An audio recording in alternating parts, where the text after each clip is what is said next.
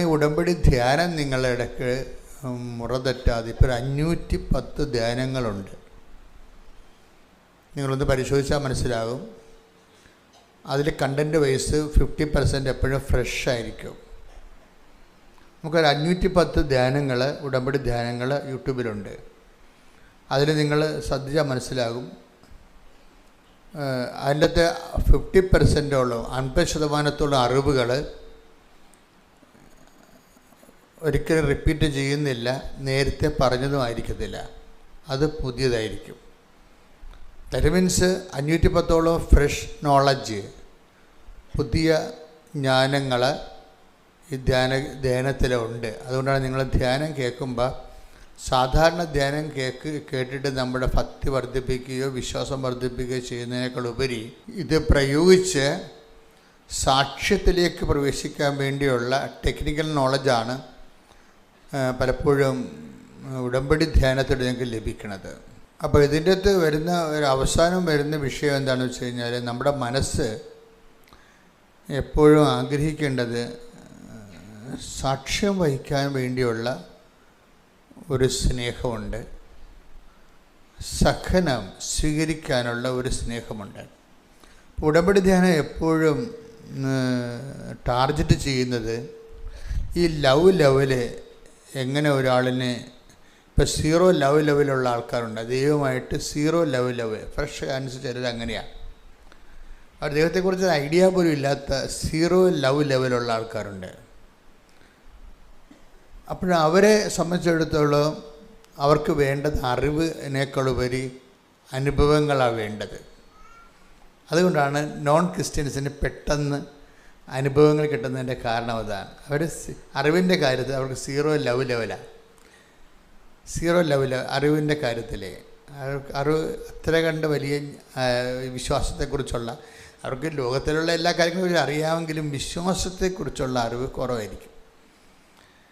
പിന്നെ അവരെ ലിഫ്റ്റ് ചെയ്യാനുള്ള മാർഗം, ദൈവത്തിന് അവരെ രക്ഷയിലേക്ക് നയിക്കാനുള്ള മാർഗം എന്താ? അവർക്ക് നല്ല അനുഭവങ്ങൾ കൊടുക്കുക എന്നുള്ളതാണ്. അതുകൊണ്ടാണ് അവർക്ക് പെട്ടെന്ന് അനുഭവങ്ങൾ കിട്ടും. ഇപ്പോൾ ക്രിസ്ത്യൻസ് ആയിട്ടുള്ള ഒരു അനുഭവങ്ങൾ കിട്ടുന്നതിനേക്കാൾ ഉപരി നിങ്ങളുടെ പാഠം വ്യത്യാസമുണ്ട്. നിങ്ങൾ അനുഭവങ്ങൾക്ക് വേണ്ടിയല്ല കെട്ടിത്തൂങ്ങി മരിക്കേണ്ടത്. എന്ത് ചെയ്യണം? അറിവ് തരാൻ പറയണം. രണ്ടുപേർക്കും ഒരേ സ്ഥലത്താണെങ്കിലും ഒരു സിംഗിൾ റൂഫിലാണെങ്കിലും 2 ആവശ്യങ്ങളാണ്. ഫ്രഷ് ഹാൻഡ്സ് ആയിട്ടുള്ള ആൾക്കാർ ചോദിക്കേണ്ടത് അനുഭവങ്ങളാണ് ചോദിക്കേണ്ടത്. അപ്പോൾ നിങ്ങൾക്ക് അനുഭവം കിട്ടും. മറ്റുള്ളവർ ഉടനെ കയറി അനുഭവങ്ങൾ ചോദിക്കരുത്. ക്രിസ്ത്യൻസ് ഉടനെ കയറി അനുഭവങ്ങൾ ചോദിക്കരുത്. അപ്പോൾ ദൈവത്തിന് നിങ്ങളെ വിശ്വാസം ഇല്ലാതെ വരും. അതാണ് വിഷയം. അതിൻ്റെ വരുന്ന പ്രശ്നം, ക്രിസ്ത്യൻസ് ഉടനെ കയറി അനുഭവങ്ങൾ ചോദിച്ചാൽ എന്താണ് അതിൻ്റെ നിങ്ങളെക്കുറിച്ചുള്ള ഇമ്പ്രഷൻ? എന്താണ്? ദൈവത്തിന് നിങ്ങളെ വിശ്വാസമില്ലാതെ വരും. പണ്ട് പീലിപ്പോസിനോട് ചോദിച്ചില്ലേ, പീലിപ്പോസേ, ഇത്രകാലം ഞാൻ നിങ്ങളുടെ കൂടെ ആയിരുന്നിട്ടും നിനക്കെന്നെ മനസ്സ്, അങ്ങനെ ചോദിക്കുന്ന ആളാണ് ഈശോ. അത് ഇവിടുത്തെ കാത്തലിക്സിനോടും ക്രിസ്ത്യൻസിനോടും ഈശോ ചോദിക്കുന്നുണ്ട്. നിങ്ങളൊരു അനുഭവത്തിന് വേണ്ടി കെട്ടിച്ചാടുമ്പോൾ കർത്താവ് ഈ പാസേജ് ചോദിക്കും നിങ്ങളേക്ക്. ഒന്ന് take the word of God. ശ്രുതികട്ടെ ഹല്ലേലൂയ, ഹല്ലേലൂയ, ഹല്ലേലൂയ, ഹല്ലേലൂയ, യേശുവേ ഹല്ലേലൂയ, ഹല്ലേലൂയ, ഹല്ലേലൂയ, ഹല്ലേലൂയ, ഹല്ലേലൂയ, യേശുവേ ആരാധന, ആരാധന, ആരാധന, ഹല്ലേലൂയ, ഹല്ലേലൂയ. സ്നേഹരാജാവേ, ഇന്നും എന്നുള്ളിൽ വാ, സ്നേഹത്തിൻ പൂനിലാവേ, ഇന്നുള്ളിൽ സൂപ്പർ പാട്ടാണ്, നന്നായിട്ട് പാടുക എല്ലാവരും. സ്നേഹരാജാവേ, എന്നുള്ളിൽ വാ, സ്നേഹത്തിൻ പൂനിലാവേ,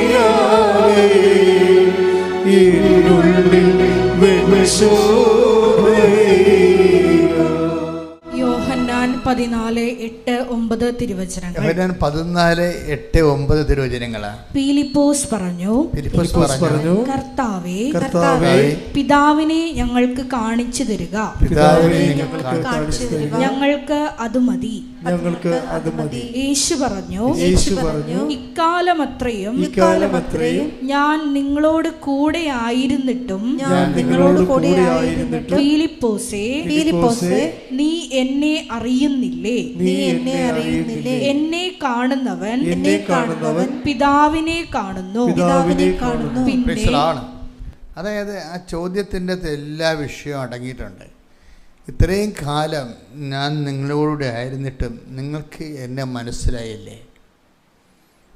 അപ്പോൾ ഒരു അനുഭവത്തിന് വേണ്ടി വർഷങ്ങൾ ദൈവത്തിൻ്റെ ഈ വിശ്വാസം ജീവിച്ചിട്ടും ഒരു അനുഭവം കിട്ടാത്തതിൻ്റെ ഇപ്പോഴുള്ള വിഷയത്തിന് ഒരു പരിഹാരം കാണാത്തതിൻ്റെ പേരിൽ നീ പ്രാർത്ഥന കുറക്കുകയോ ആധ്യാത്മിക കാര്യങ്ങൾക്ക് ശൈത്യം ഉണ്ടാക്കുകയോ ചെയ്തു കഴിഞ്ഞാൽ നിൻ്റെ അസസ്മെൻറ്റ് നെഗറ്റീവിലേക്ക് പോകും. അതെപ്പോഴും ഓർക്കണം. ഞാൻ എപ്പോഴും പറയപ്പെടുന്നത് spirituality is A intelligent business. എന്നുവെച്ചാൽ ഞാൻ എൻ്റെ വിനിമയം, ബിസിനസ് വെച്ചാൽ മോശം കച്ചവടം എന്ന അർത്ഥത്തിലല്ല, വിനിമയം, കമ്മ്യൂണിക്കേഷൻ. ആധ്യാത്മികത എന്ന് പറയുന്നത് ഒരു ബുദ്ധിപരമായ ഇൻവെസ്റ്റ്മെൻ്റാണ്. എന്താ കാരണം വെച്ച് കഴിഞ്ഞാൽ നമ്മൾ ദൈവത്തോടാണ് ഈ വിഷയത്തിൽ ഒരു അഭിമുഖത്തിന് സമയം കുറിക്കണത്. അപ്പോൾ ദൈവമായിട്ടുള്ള ഈ വിനിമയത്തിൽ വളരെ സൂക്ഷിച്ച് സംസാരിക്കണം. ഇവിടെ നയതന്ത്രത്തിനൊന്നും ബലമില്ല. കാര്യം നയതന്ത്രം എന്ത് പറഞ്ഞാലും ആ നയതന്ത്രം ഉദ്ദേശിക്കുന്നത് എന്താണെന്നുള്ളത് ദൈവത്തിന് പിടികിട്ടും. ചില ആൾക്കാർ മൗനം പാലിക്കും. അപ്പോഴും നിങ്ങളുടെ മനസ്സ് അവർക്കെതിരാണെന്ന് ദൈവത്തിന് അറിയാൻ പറ്റും. ഇപ്പോൾ ഡിപ്ലോമാറ്റിക് സൈലൻസ് കീപ്പ് ചെയ്യത്തില്ലേ? നമ്മൾ പറഞ്ഞത് വേണ്ട, അപ്പോൾ പിന്നെ ഞാൻ പറഞ്ഞതേ ഉണ്ടാകത്തുള്ളൂ എന്ന് പറഞ്ഞുകൊണ്ട് പറയാതിരിക്കും.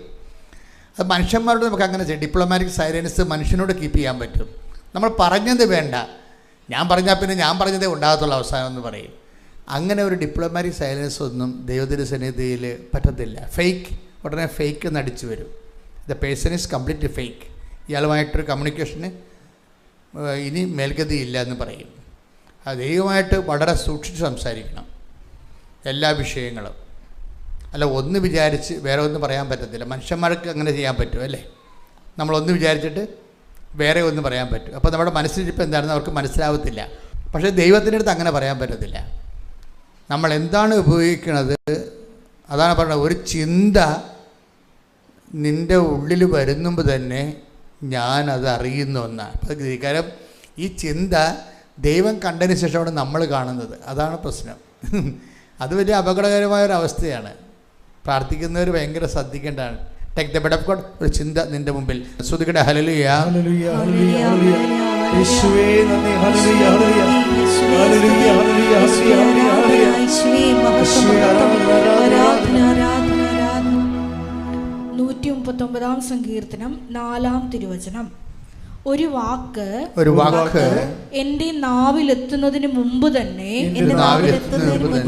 കർത്താവേ അത് അവിടുന്ന് അറിയുന്നു. ഇതാണ് ഈ പ്രാർത്ഥനയുടെ അവസ്ഥ എന്ന് പറയുന്നത്. ഇവിടെ ഒന്നും ഒളിച്ചു വെക്കാനൊന്നും പറ്റത്തില്ല. ഒന്ന് മനസ്സിൽ വിചാരിച്ചിട്ട് വേറെ ഒന്നും പറയാൻ പറ്റത്തില്ല. നിങ്ങൾ എന്താ മനസ്സിൽ വിചാരിച്ചതെന്ന് ആദ്യം ദൈവത്തെ നമ്മൾ അടിച്ചു വരും. ഈ സാധനം നിങ്ങൾ പറയണത് അടിച്ച് മനസ്സിൽ ഇരിക്കണത് തമ്മിൽ രണ്ടാണെങ്കിൽ നിങ്ങളെ ഫേക്ക് എന്ന് പറയും, കാപട്യം പറയും.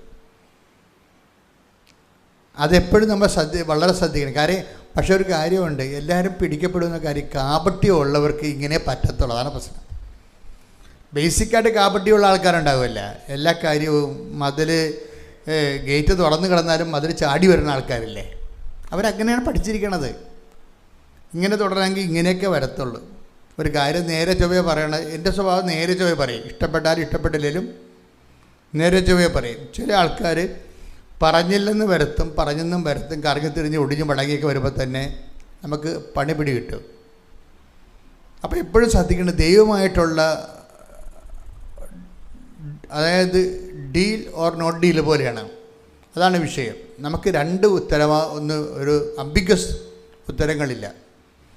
അതുകൊണ്ട് തന്നെ എല്ലാ ഡീലിങ്സും സത്യസന്ധമാകാൻ വേണ്ടി നോക്കണം. പ്രാർത്ഥിക്കുക. കർത്താവായ ദൈവമേ, കർത്താവായ ദൈവമേ, അങ്ങയോടുള്ള അങ്ങയോടുള്ള എല്ലാ വിനിമയങ്ങളും സത്യസന്ധമാകാനും ആ സത്യം എനിക്ക് കേടായി ഭവിച്ചാലും അങ്ങയുടെ സ്നേഹത്തെ വിശ്വസിച്ചുകൊണ്ട് സത്യത്തിൽ തന്നെ സാക്ഷിയായി ജീവിക്കുവാൻ എന്നെ സഹായിക്കണം. ശ്രദ്ധിക്കട്ടെ. കഷ്ടം സഹിച്ചും വചനം പാലിച്ചു മുന്നേറുവാൻ ഈ ആരാധനയോടെ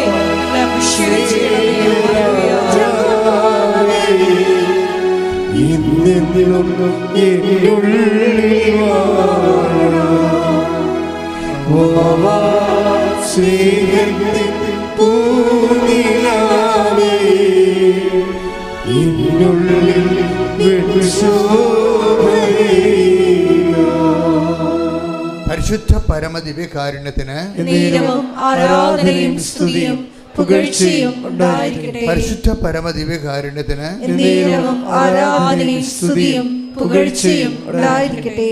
അപ്പോൾ ഞാൻ നിങ്ങളോട് നേരത്തെ പറഞ്ഞത് ഇങ്ങനെയാണ്, Christians and non Christians. Non ക്രിസ്ത്യൻസിന് ശരിക്കും പെട്ടെന്ന് അനുഭവജ്ഞാനങ്ങൾ കിട്ടാനുള്ള സാധ്യത കൂടുതലാണ്. ക്രിസ്ത്യൻസിനെ സംബന്ധിച്ചിടത്തോളം ഈ അനുഭവജ്ഞാനങ്ങൾ നേരത്തെ പലതും കിട്ടിയിരിക്കുന്ന കാരണം നിങ്ങളോട് അറിവ് വർദ്ധിക്കാൻ ദൈവം പറയും. അതുകൊണ്ട് നിങ്ങൾ ധ്യാനം മര്യാദയ്ക്ക് കൂടി ഈ വിഷയത്തിൽ നല്ല ബോധ്യങ്ങൾ കിട്ടണം. കാര്യം നമ്മളെ സംബന്ധിച്ചുള്ളതും ദൈവം നോക്കണ കാര്യവും നമ്മൾ നോക്കുന്ന കാര്യവും രണ്ട് എൻഡാണ് ആ പ്രശ്നം. ദൈവം നോക്കുന്ന ഇടങ്ങളും നമ്മൾ നോക്കുന്ന ഇടങ്ങളും രണ്ടായി പോകരുത്. അതെന്നാണ് ഒന്നായി വരുന്നത് അന്ന് ഉടമ്പടി ഫയറാകും. ദൈവം പ്രാധാന്യം കൊടുക്കുന്ന ഇടങ്ങളും നമ്മൾ പ്രാധാന്യം കൊടുക്കുന്ന ഇടങ്ങളും രണ്ടായി പോകരുത്. കാര്യം ഒരു വിഷയത്തിന് രണ്ട് ലക്ഷ്യങ്ങൾ പറ്റത്തില്ല. അപ്പോൾ നമ്മളെന്ത് ചെയ്യും? ദൈവത്തെ ലക്ഷ്യം ഒരിക്കലും മാറ്റത്തില്ല. പിന്നെ നമ്മളെന്ത് ചെയ്യണം? നമ്മുടെ ലക്ഷ്യങ്ങൾ മാറ്റേണ്ടി വരും. അതായത് എപ്പോഴും ഉടമ്പടി ഫയറാകുന്നതിനുള്ള ഒരു മാർഗം എന്ന് പറയുന്നത്, ഒരു വിഷയത്തിൽ ദൈവത്തിൻ്റെ ലക്ഷ്യവും നമ്മുടെ ലക്ഷ്യവും രണ്ടും രണ്ടാകരുത്. ദൈവത്തിൻ്റെ ലക്ഷ്യവും നമ്മുടെ ലക്ഷ്യവും നമ്മൾ ഈ പ്രക്രിയയിലൂടെ പതുക്കെ ഒന്നായി കൊണ്ടുവരാനുള്ള ഈ മൽപ്പിടുത്തവും ബലംപിടുത്തമൊക്കെ നടത്തേണ്ടത് ദൈവമല്ല. എന്താ കാര്യം? ദൈവത്തിൻ്റെ ലക്ഷ്യം ഒരിക്കലും മാറ്റത്തില്ല ദൈവം. കാര്യം മാറ്റത്തിന് വിധേയമല്ലാത്തത് കൊണ്ട് മാറ്റത്തില്ല. പിന്നെ അപൂർവമല്ലേ മോസസിനെ പോലെയുള്ള ആൾക്കാർ നീ ഈ പറഞ്ഞ കാര്യവും തൽക്കാലത്തേക്ക് ഞാൻ മാറ്റി വെച്ചിരിക്കണമെന്ന് ദൈവം പറയും. അത് അത്രയും ഇൻവെസ്റ്റ്മെൻ്റ് മോസസിനുള്ളതാണ്. ജനങ്ങളെല്ലാം ഈ മനുഷ്യനെ ചവിട്ടി കീറി ദൈവത്തിന് വേണ്ടി ആ മനുഷ്യൻ ഒരു പിണമായി മാറിയതൊക്കെ ദൈവം കണ്ണു നിറഞ്ഞ് കണ്ട കാഴ്ചകളാണ്. അതുകൊണ്ടാണ് മോസസിന് ഭയങ്കര ഇൻവെസ്റ്റ്മെൻറ്റാണ്. നമുക്ക് ഇൻവെസ്റ്റ്മെൻ്റ് ഉണ്ടെങ്കിൽ ചിലപ്പോൾ നമ്മളൊരു കാര്യം പറഞ്ഞാൽ ദൈവം അപ്പം തന്നെ അത് ചേഞ്ച് ചെയ്ത് തരും നമുക്ക്. പക്ഷെ അവിടുത്തെ പ്രോബ്ലം ഇൻവെസ്റ്റ്മെൻറ്റാണ്. കാരണം ദൈവഹിതം ഏറ്റെടുത്ത് നാട്ടുകാരുടെ ചവിട്ടുപിടിയും മേടിച്ച് വീട്ടുകാരിലെ ഒറ്റപ്പെടുത്തലെ കിട്ടി ഇൻവെസ്റ്റ്മെൻറ്റ് വർദ്ധിപ്പിക്കണം. അതും ഒരു നിക്ഷേപ സാധ്യതയാണ്. ഞാൻ പറഞ്ഞ മനസ്സിലായില്ലേ? ദൈവതിരുസന്നിധിയിൽ നിക്ഷേപമെന്ന് ഈശോ പറയും. ആ വാക്ക് ഈശോ ഉപയോഗിക്കണം 12:21 തോന്നുന്നത്. നിക്ഷേപം എന്നുള്ള വാക്കാണ് ഉപയോഗിക്കുന്നത്. അതിന് സ്വർഗത്തിൽ നിങ്ങൾക്ക് നിക്ഷേപം ഉണ്ടാകാൻ ശ്രദ്ധിക്കാൻ. Take the word of God. ശ്രുതിക്കട്ടെ. ഹല്ലേലൂയ ഹല്ലേലൂയ ഹല്ലേലൂയ ഹല്ലേലൂയ. യേശുവേ നന്ദി. ഹല്ലേലൂയ ഹല്ലേലൂയ ഹല്ലേലൂയ ഹല്ലേലൂയ. യേശുവേ ആരാധന ആരാധന. യേശുവേ നന്ദി. മഹത്വം മഹത്വം മഹത്വം മഹത്വം. ഹല്ലേലൂയ ആരാധന ആരാധന യേശുവേ ആരാധന ആരാധന ആരാധന യേശുവേ ആരാധന. മത്തായി 6:19-20 തിരുവചനങ്ങൾ. മത്തായി 6:19-20. ഭൂമിയിൽ നിക്ഷേപം കരുതി വെക്കരുത്, ഭൂമിയിൽ നിക്ഷേപം കരുതി വെക്കരുത്. തുരുമ്പും കീടങ്ങളും അവ നശിപ്പിക്കും. തുരുമ്പും കീടങ്ങളും അവ നശിപ്പിക്കും. കള്ളന്മാർ തുരന്ന് മോഷ്ടിക്കും. കള്ളന്മാർ തുരന്ന് മോഷ്ടിക്കും. എന്നാൽ സ്വർഗത്തിൽ നിങ്ങൾക്കായി നിക്ഷേപങ്ങൾ കരുതി വെക്കുക. നിക്ഷേപങ്ങൾ കരുതി വെക്കുക. ഇതിന്റെ വിഷയം എന്ന് പറയുന്നത് എന്താ പറഞ്ഞിരിക്കുന്നത്? സ്വർഗത്തിൽ നിങ്ങൾക്കായി നിക്ഷേപങ്ങൾ കരുതി വെക്കുക. അപ്പോൾ നിങ്ങൾ ഓർക്കുന്ന സ്വർഗം എന്ന് പറഞ്ഞാൽ ഏതാണ്ട് തട്ടുംപുറത്തുള്ള മുകളിലുള്ള പരിപാടിയാണ്. അവിടെ എങ്ങനെ കൊണ്ടുപോയി എന്തോ നിക്ഷേപിക്കണേ, ഇങ്ങനെയുള്ള ചിന്ത ഒന്നും വേണ്ട. സ്വർഗം എന്ന് പറയുന്നത് കർത്താവിൻ്റെ മനസ്സാണ്. കർത്താവിൻ്റെ മനസ്സിൽ നിനക്ക് വേണ്ടി നിധി സൂക്ഷിക്കാൻ പറഞ്ഞിരിക്കുകയാണ്. മനസ്സിലായില്ലേ? കർത്താവിൻ്റെ മനസ്സാണ് സ്വർഗം. അവിടെ എന്താണ്? നിന്നെക്കുറിച്ചുള്ള ഓർമ്മകളൊക്കെ ഉള്ള എവിടെയാണ്? കർത്താവിൻ്റെ മനസ്സിലാണ്. അതാണ് നമ്മുടെ സ്വർഗം. ഈശോയുടെ മനസ്സിൽ നമുക്ക് നിക്ഷേപം ഉണ്ടാകണം. മോസസിനൊക്കെ ഉണ്ടായ ഗുണമെന്ന്, നീ ഈ പറഞ്ഞ കാര്യവും ഞാൻ ചെയ്തു തരും. Take the bed of God. സ്തുതിക്കട്ടെ. ഹല്ലേലൂയ, ഹല്ലേലൂയ, ഹല്ലേലൂയ, ഹല്ലേലൂയ. നന്ദി. ഹല്ലേലൂയ, ഹല്ലേലൂയ, ഹല്ലേലൂയ, ഹല്ലേലൂയ, ഹല്ലേലൂയ, ഹല്ലേലൂയ. പുറപ്പാട് 33:17. പുറപ്പാട് 33:17. കർത്താവ് മോശയോട് പറഞ്ഞു, നീ ആവശ്യപ്പെട്ട ഈ കാര്യവും ഞാൻ ചെയ്യും. എന്തെന്നാൽ നീ എന്റെ പ്രീതി നേടിയിരിക്കുന്നു. നിന്നെ എനിക്ക് നന്നായി അറിയാം. എപ്പോഴും ഞാൻ നിങ്ങളോട് പറഞ്ഞല്ലോ, ഇതൊരു സർട്ടിഫിക്കറ്റ്, ദൈവം കൊടുക്കുന്ന ഒരു സർട്ടിഫിക്കറ്റാണ്. ഒരു സർട്ടിഫിക്കറ്റിൽ കൊടുത്തിട്ട് പറയും എന്താണ്? നീ എൻ്റെ പ്രീതി നേടിയിരിക്കുന്നു. അപ്പോൾ ദൈവത്തിൽ നമുക്ക് നേടാൻ പറ്റുന്ന ഏറ്റവും ബെസ്റ്റ് സംഭവം എന്താണ്? കൃപയാണ്. അതാണ് പ്രീതി എന്ന് പറഞ്ഞത്, പ്രസാദം. നീ എൻ്റെ പ്രസാദം നേടിയിരിക്കുന്നു. കാര്യം എന്താണ്? എനിക്ക് നിന്നെ നന്നായി അറിയാം. അതാണ് വിഷയം. നന്നായി അറിയാമെന്ന് പറഞ്ഞത് ഈ മോസസും അഹ്റോനും തമ്മിലുള്ള, മോസസിൻ്റെ വൈഫും മോസസുമായിട്ട് തമ്മിൽ ഈ മോസസിൻ്റെ അടുത്ത് ഒത്തിരി ആൾക്കാർ വരികയും അങ്ങേരുടെ സമയം മുഴുവനും ഇങ്ങനെ ജനങ്ങൾക്ക് വേണ്ടി ചെലവഴിക്കുകയും കുടുംബത്തിൽ ഭയങ്കര പ്രശ്നങ്ങളുണ്ടായി. അപ്പോൾ നീതിനകത്ത് വലിയ കേമത്തൊന്നും കാണിക്കേണ്ട കാര്യമില്ല, ഇങ്ങനെ മനുഷ്യരെ കൈകാര്യം ചെയ്യാനൊക്കെ എനിക്കും അറിയാമെന്നൊക്കെ പറഞ്ഞ് ഈ മോസസിൻ്റെ വൈഫ് ഭയങ്കര ശണ്ട ഉണ്ടാക്കി. അതിൻ്റെ അകത്ത് ജത്രോയുടെയും ഒക്കെ സപ്പോർട്ടുണ്ട്, ബാക്ക് സപ്പോർട്ടുണ്ട് ഈ അമ്മായിയപ്പൻ്റെയൊക്കെ. അപ്പം ഇങ്ങനെ ചില കുടുംബത്തിൽ തന്നെ മോസസ് ഇങ്ങനെ ഒറ്റപ്പെട്ടു പോകും. പിന്നെ പബ്ലിക്കായിട്ടും താൻ ആർക്ക് വേണ്ടിയാണ് നിന്നത് ആ ജനത മോസസിനെ ഇങ്ങനെ, അവർക്ക് വിശപ്പും പട്ടിണിയൊക്കെ വന്നപ്പോൾ അത് മോസസ് ഇങ്ങനെ വഴി നടത്തുന്നത് തെറ്റായതുകൊണ്ടാണെന്ന് മനസ്സിലാക്കിയിട്ട് ഈ ജനങ്ങളെല്ലാം ഇവനെതിരെ നിൽക്കും. ജനങ്ങളെല്ലാം മോസസിനെതിരെ നിൽക്കും. പക്ഷേ ദൈവത്തിൻ്റെ ഒരു വഴികളിലൂടെ മോസസിന് പോകാൻ പറ്റത്തുള്ളൂ. അപ്പോൾ ഈ ജനങ്ങളിൽ നിന്ന് ചവിട്ടും കുത്തുമൊക്കെ മേടിക്കുന്നത് ദൈവത്തിന് വേണ്ടിയാണ്. അതിൻ്റെ പേരിൽ ദൈവത്തിൻ്റെ ഇടയ്ക്ക് ഈ കാണ്ട് മോസസിലും കാണിച്ചിട്ടില്ല. അതാണ് മോസസിൻ്റെ ഒരു വിജയം. നിങ്ങളെപ്പോഴും നന്നായി ശ്രദ്ധിക്കണം. നിങ്ങൾ സഹിച്ച സഹനങ്ങളൊക്കെ ഞാൻ അങ്ങനെ സഹിച്ചു ഇങ്ങനെ സഹിച്ചു എന്നൊക്കെ പറഞ്ഞുകൊണ്ട് ഈ സഹനത്തിൻ്റെ കാർഡ് ദൈവത്തെ കാണിച്ച് വരട്ടരുത്. അത് ദൈവത്തിൻ്റെ കയ്യിലിരിക്കുന്ന കാര്യങ്ങളാണ്. നിങ്ങൾക്കറിയാമല്ലോ, എല്ലാ കാര്യവും ദൈവത്തെ പറഞ്ഞ് ബോധ്യപ്പെടുത്തിയിട്ട് നമ്മൾ ക്ലെയിം ഉണ്ടാക്കരുത്. മോസസിൻ്റെ സഹനങ്ങളെക്കുറിച്ച് എടുത്ത് ജനങ്ങൾ മോസസിനെ വെറുക്കണതും ഉപദ്രവിക്കുന്നതായിട്ട് ഭാഗങ്ങൾ അത് കേൾക്കേണ്ടതാണ് നിങ്ങളെ. അപ്പോൾ ഒരിക്കലും മോസസ് കംപ്ലൈൻറ്റ് ചെയ്യത്തില്ല. എന്നിട്ട് പറയും മോസസിനെ പോലെ സൗമ്യനായിട്ട് ആരും ഇല്ലായിരുന്നു എന്നൊക്കെ പറയും ബൈബിൾ അങ്ങനെ ആർക്കും ഗുഡ് സർട്ടിഫിക്കറ്റ് കൊടുക്കത്തില്ല. പക്ഷേ എന്നാലും മോസസിന് ഭയങ്കരമായി മോസസ് പറയും ഭൂമിയിലെ മോസസിനെ പോലെ സൗമ്യനായിട്ട് ആരും ഇല്ലാഞ്ഞെന്നൊക്കെ പറയും. അപ്പം വ്യക്തിപരമായിട്ട് ഇയാളുടെ ഇൻവെസ്റ്റ്മെൻറ്റ് ഭയങ്കരമാണ്. ജനങ്ങൾ ചവിട്ടിക്കൂട്ടുമ്പോഴും വീട്ടിൽ തികത്തുമ്പോഴും പൊള്ളുമ്പോഴും ഈ മനുഷ്യൻ പൊള്ളുന്ന കാര്യമോ ജനങ്ങളെ മുറിപ്പെടുത്തിയ കാര്യമോ ദൈവത്തോട് പറയത്തില്ല. എന്നിട്ട് ചിരിച്ചതുപോലെ തന്നെ ദൈവം പറഞ്ഞ കാര്യങ്ങൾ ചെയ്തു തീർക്കും. അതാണ് പറയണത്, അവനെപ്പോലെ സൗമ്യൻ ആരും ഇല്ലെന്ന്. സൗമ്യത എന്ന് പറയണത് എന്താണെന്ന് ചോദിച്ചാൽ മോസസ് കാണിച്ചതാണ് സൗമ്യത. നമ്മൾ പറയണല്ലേ എന്താണ് സൗമ്യത എന്ന് വെച്ചാൽ, മോസസ് ദൈവത്തിൻ്റെ മുമ്പിൽ നിന്ന ഈ ആധ്യാത്മിക ജീവിതം എന്ന് പറയുന്നത് ഒരു നിലപാടാണ്. അത് പഴയ നിയമത്തിൻ്റെ ഏറ്റവും വലിയ ഭാവം മോസസ്സാണ്. Take the bed of God. ഹല്ലേലൂയ, സംഖ്യ പുസ്തകം 12-ാം അധ്യായം 1 മുതലുള്ള തിരുവചനങ്ങൾ. സംഖ്യ 12:1. മോശയുടെ ഭാര്യയായ കുഷ്യ സ്ത്രീയെ പ്രതി മിരിയാമും അഹറോനും അവനെതിരായി സംസാരിച്ചു. കർത്താവ് മോശ വഴി മാത്രമാണോ സംസാരിച്ചിട്ടുള്ളത്? ഞങ്ങളിലൂടെയും സംസാരിച്ചിട്ടില്ലേ എന്ന് അവർ ചോദിച്ചു. കർത്താവ് അത് കേട്ടു.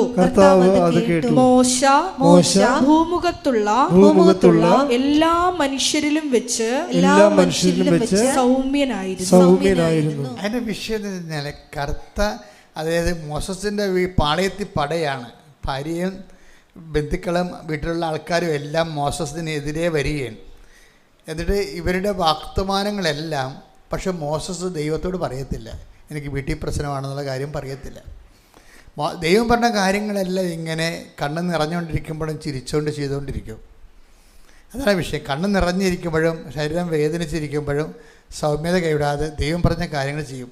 പക്ഷെ ദൈവത്തിന് മോസസിനെ കുറിച്ച് വീട്ടിൽ പറഞ്ഞ കാര്യങ്ങളൊന്നും മോസസ് ദൈവത്തോട് പറയത്തില്ല. പക്ഷേ വചനം എന്താ പറയണത്?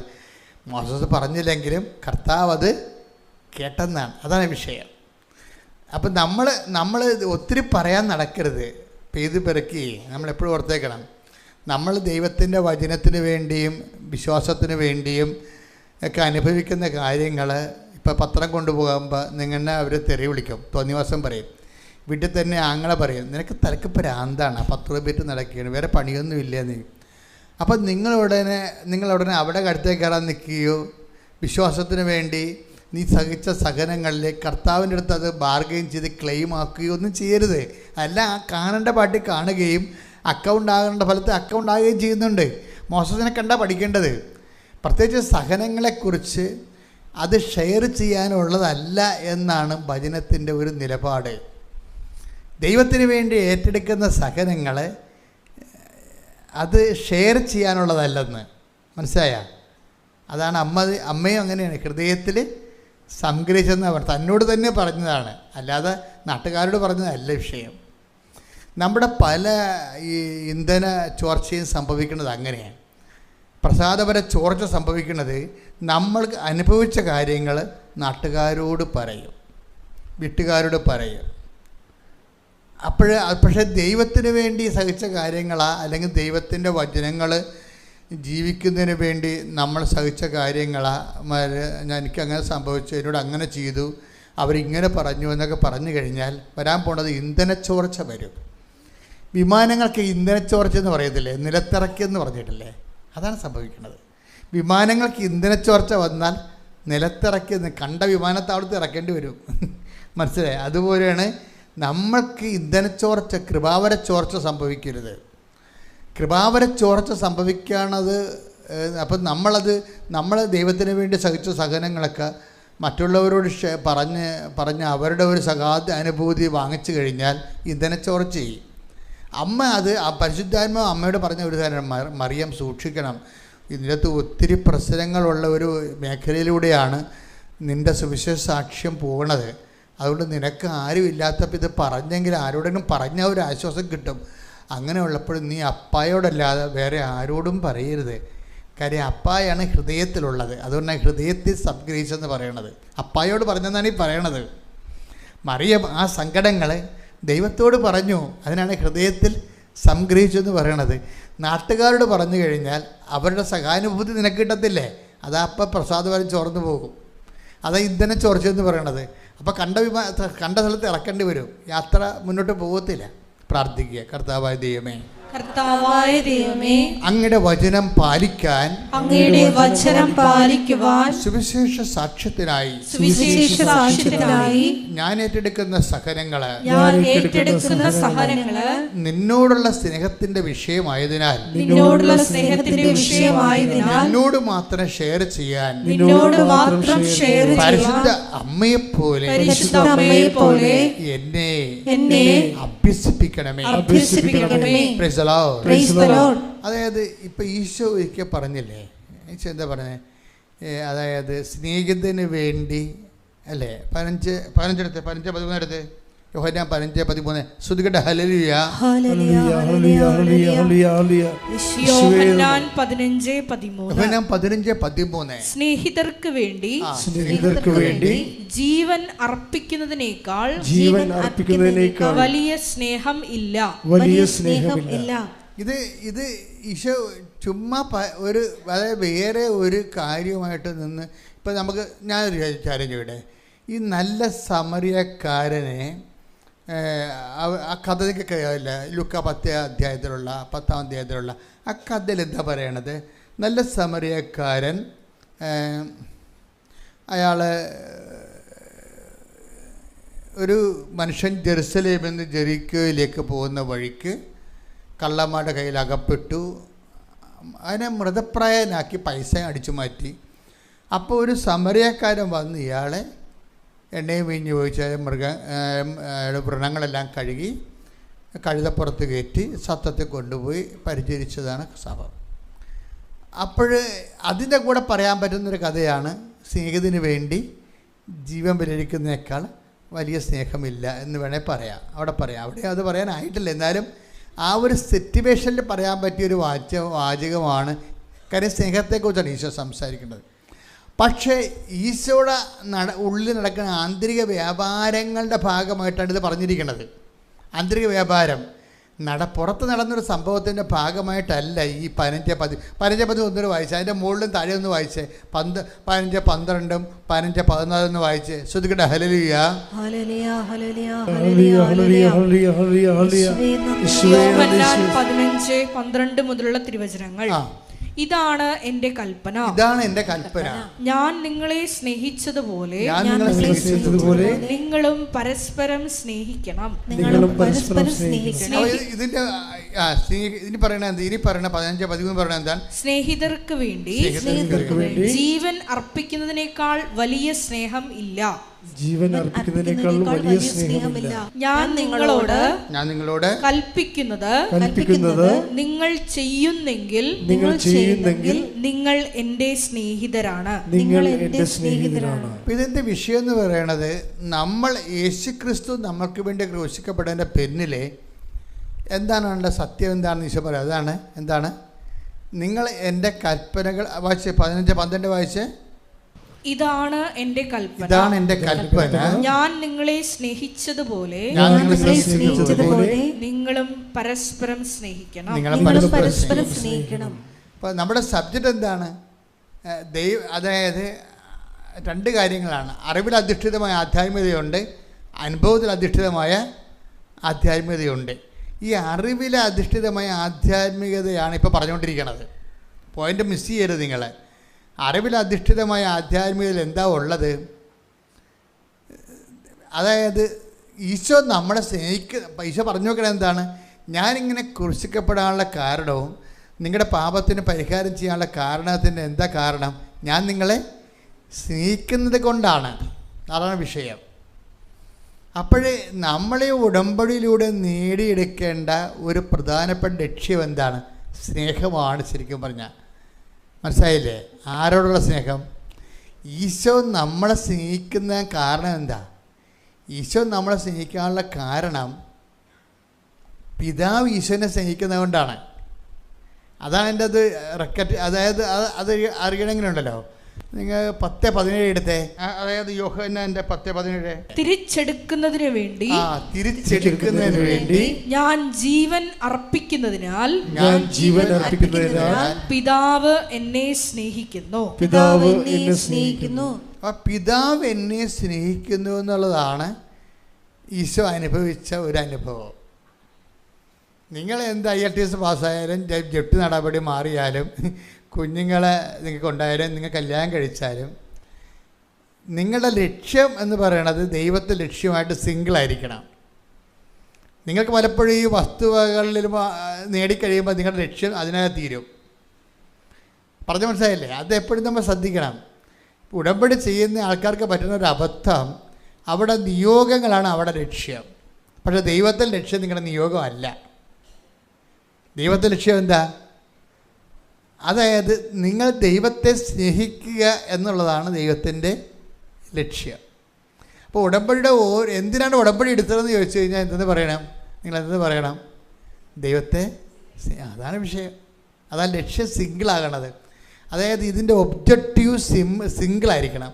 രണ്ടായിട്ട് ഇപ്പോൾ ചില ആൾക്കാർ കാണത്തില്ലേ, ചില ആൾക്കാർ എൻ്റെ കണ്ണെ തൊട്ടൊന്ന് പ്രാർത്ഥിച്ച് എന്ത് പറ്റി, എനിക്ക് ഡബിൾ വിഷനാണെന്ന്. ഒരാളെ രണ്ടായിട്ട് കാണുമെന്ന്, ഒരാളെ രണ്ടായിട്ട് കാണും, അതാണ് ഡബിൾ വിഷൻ.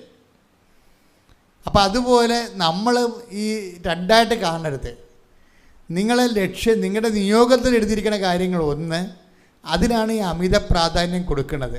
പക്ഷേ ദൈവം അതിന് അമിത പ്രാധാന്യം കൊടുക്കുന്ന കാഴ്ചപ്പാടല്ല. പിന്നെന്താണ് ഈ 10:17 സംഭവിക്കുന്നത്? കാര്യം ഒന്ന് വായിച്ചേ, 10:17. തിരിച്ചെടുക്കുന്നതിന് വേണ്ടി ഞാൻ ജീവൻ അർപ്പിക്കുന്നതിനാൽ പിതാവ് എന്നെ സ്നേഹിക്കുന്നു. അപ്പം പിതാവ് നമ്മളെ സ്നേഹിക്കുന്ന ഒരു വീക്ഷണ കോണുണ്ട്. പിതാവ് നമ്മളെ സ്നേഹിക്കണം. അതെന്താണ്? അതായത് തിരിച്ചെടുക്കുന്നതിന് വേണ്ടി ഞാൻ എൻ്റെ ജീവിതം സമർപ്പിക്കുന്ന കൊണ്ടാണ് പിതാവ് എന്നെ സ്നേഹിക്കുന്നത്. അപ്പം നമ്മൾ ദൈവത്തെ പ്രതി സ്നേഹിക്കുന്നൊരു വ്യക്തിയായാൽ എന്ത് ചെയ്യാൻ പറ്റും? നമ്മൾ ദൈവത്തെ പ്രതി മനുഷ്യരെയും ദൈവത്തിന് മനുഷ്യരുടെ മുമ്പിൽ ഒരു വിശ്വാസം ഉണ്ടാകാൻ വേണ്ടി ദൈവത്തോടെ സ്നേഹത്തെ പ്രതി നമ്മൾ സാക്ഷ്യം വഹിച്ച് ജീവിക്കുന്നൊരു വ്യക്തിയായി കഴിഞ്ഞാൽ ഓട്ടോമാറ്റിക്കലായിട്ട് പിതാവ് നമ്മളെ സ്നേഹിക്കും. അപ്പോൾ നമ്മളെപ്പോഴും നമ്മുടെ നിയോഗങ്ങൾ ഓക്കെയാണ്. പക്ഷേ നിയോഗങ്ങളെ നിങ്ങൾ ഉടമ്പടി വെക്കുമ്പോഴും ഈ നിയോഗങ്ങൾ ശരിക്കും, അതായത് പുള്ളിങ് ഇല്ല ശരിക്കും പറഞ്ഞാൽ. അതായത് വണ്ടി വലിക്കണില്ല എന്ന് പറയത്തില്ലേ? ഇപ്പം ചില വണ്ടിയൊക്കെ ആയിരിക്കുമ്പോൾ പറയല്ല, ഞാൻ വണ്ടി മാറി കയറുമ്പോൾ ഞാൻ പറയും ഈ വണ്ടി വലിക്കണില്ലല്ലോ എന്ന് പറയും. അതിന് പുള്ളിങ് ഇല്ലെന്ന് പറയും.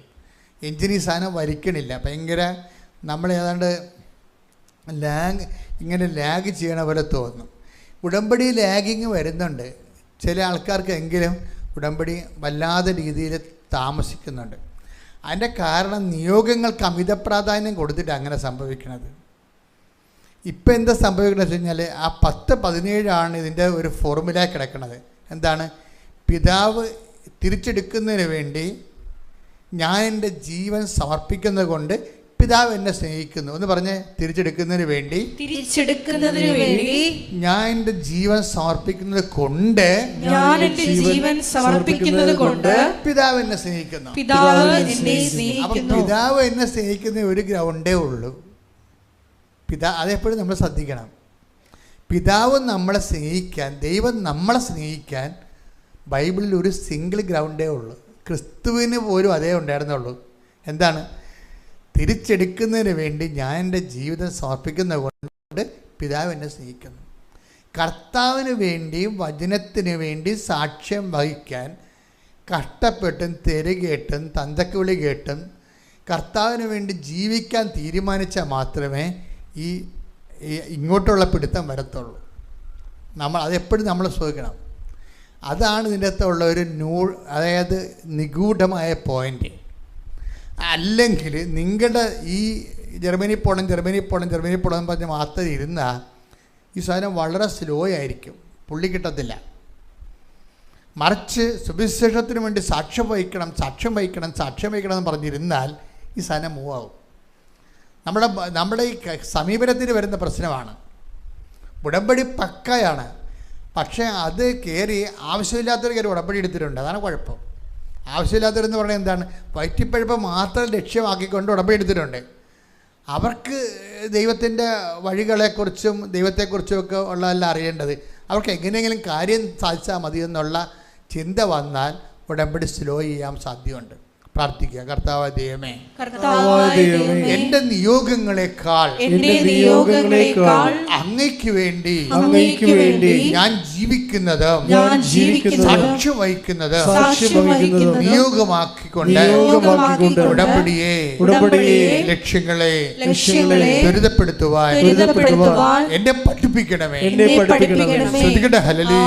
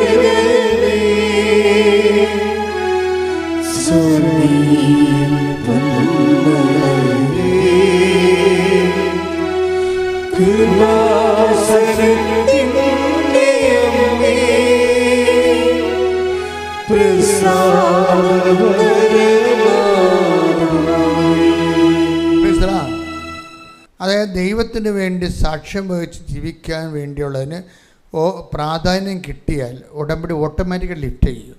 എബിൻ്റെ സാക്ഷ്യം കുറിച്ച് ചെയ്യുന്ന ചങ്ങനാശ്ശേരി. ഇപ്പോൾ എബിൻ എന്ന് പറയുന്നത് എബവ് ആവറേജ് കാത്തലിക്കാണ്. കുടുംബ പ്രാർത്ഥനയുണ്ട്, കുമ്പസാരമുണ്ട്, കൗദാശ ജീവിതമുണ്ട്, പള്ളിപ്രവർത്തനങ്ങളുണ്ട്, എല്ലാം ഉള്ളൊരാളാണ്. അപ്പോൾ ഈ ഉടമ്പടിയെക്കുറിച്ച് കേട്ടപ്പോൾ അദ്ദേഹത്തിന് അങ്ങനെ പെട്ടെന്നൊരു ആകർഷണം തോന്നിയില്ല. കാര്യം എന്ന് വെച്ചാൽ പുള്ളി സെൽഫ് കണ്ടൻറ്റഡാണ്.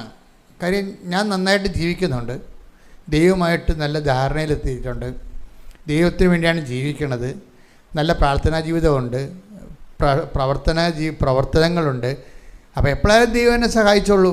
അതുകൊണ്ടാണ് ചില ആൾക്കാർ ഉടമ്പടിയിൽ ഇങ്ങനെ അറച്ചു നിൽക്കുന്നതിൻ്റെ കാരണം. പിന്നെ പ്രത്യേകിച്ച് എന്താ ഉടമ്പടിയിലുള്ളതെന്നുള്ളതാണ് ചിലർ ചോദിക്കുന്നത്. പക്ഷേ ജോലി കാര്യങ്ങളാണ്. പുള്ളി ഒരു ഇലക്ട്രോണിക്സ് എൻജിനീയറാണ്. പക്ഷേ ജോലി കണ്ട അത്രയ്ക്ക് നാട്ടിലെ ജോലി അങ്ങനെ ഒക്കണില്ല. അപ്പോൾ പുള്ളിക്ക് തോന്നി ശരി എന്നാൽ UAE പോകാമെന്ന് വിചാരിച്ചു. അങ്ങനെ അദ്ദേഹം UAE പോയി. അവിടെ 6 മാസം ഓരോരോ കമ്പനികളിൽ ജോലി അന്വേഷിച്ചും അതിൻ്റെ റെസ്യൂം കൊടുത്തും ഇൻ്റർവ്യൂവിന് പോയും.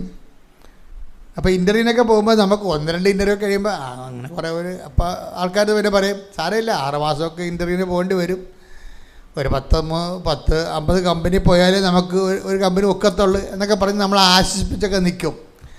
പക്ഷെ ഒരു ടൈം കഴിയുമ്പോൾ നമ്മുടെ കൈ വിട്ടു പോകും. എന്താണ്? നമ്മൾ തിരിച്ചറിയും നമ്മൾ ആർക്കും വേണ്ട, നമ്മുടെ ജീവിതം ഇങ്ങനെ കുലച്ചു പോകുകയുള്ളൂ, നമ്മളീ പറഞ്ഞതൊക്കെ വെറുതെയാണ്, ഞാനിങ്ങനെ എനിക്ക് ജോലി കിട്ടാമെന്ന് എന്ത് ചെയ്യും, ജോലി കിട്ടിയാൽ പിന്നെ പെണ്ണ് കിട്ടത്തില്ല, പിന്നെ കല്യാണം കഴിക്കാൻ പറ്റത്തില്ല, പിന്നെ കുടുംബ ജീവിതമില്ല. അതൊന്നും പുള്ളി പെട്ടെന്ന് വിറച്ചു പോയി. ജീവിതത്തിൻ്റെ യഥാർത്ഥ മുഖം കണ്ടാൽ പെട്ടെന്ന് നമ്മൾ വിറക്കുമല്ല. പുള്ളി ഉടനെ തിരിച്ചു പോന്നിട്ട് നാട്ടിൻപുറത്ത് പോലെ ജോലി അന്വേഷിക്കാമെന്ന് വിചാരിച്ചു. അപ്പോൾ നാട്ടിൻപുറത്ത് ജോലി അന്വേഷിക്കാനും പുള്ളിക്ക് കിട്ടണില്ല. അപ്പോഴങ്ങ് ആരോ പറഞ്ഞത്, അമ്മ പറഞ്ഞെടാ നീ പോയി ഒരു ഉടമ്പടി എടുക്കാൻ പറഞ്ഞ്. എബിൻ വന്ന് ഉടമ്പടി എടുത്ത്.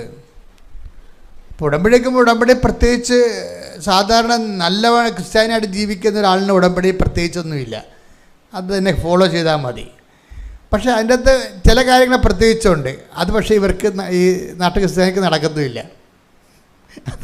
ഇപ്പോൾ ഉടമ്പടി പ്രത്യേകിച്ച് സംഭവമുണ്ട്, അത് ചെയ്യണമെന്നുണ്ടെങ്കിൽ പ്രത്യേക അനുഗ്രഹമൊക്കെ വേണം. അത് നാട്ടു ക്രിസ്ത്യാനി ഇപ്പോൾ ഞാൻ നല്ലവണ്ണം കുടുംബ പ്രാർത്ഥനയുടെ ഞങ്ങളുടെ വീട്ടിൽ കുടുംബ പ്രാർത്ഥന ഉണ്ട്, ഞങ്ങൾക്ക് കാരികസതുണ്ട്, എനിക്ക് കാരികസ റാങ്ക് കിട്ടിയ ആളാണ്, ഞങ്ങളുടെ കുടുംബത്തിലെ പാരമ്പര്യമായുള്ള നല്ല കത്തോലിക്കരാണ് എന്നൊക്കെ പറയുന്നവർക്ക് ഉടമ്പടിയുടെ ചില കാര്യങ്ങൾ ചെയ്യാൻ ഈ ജന്മം പോരാതെ വരും.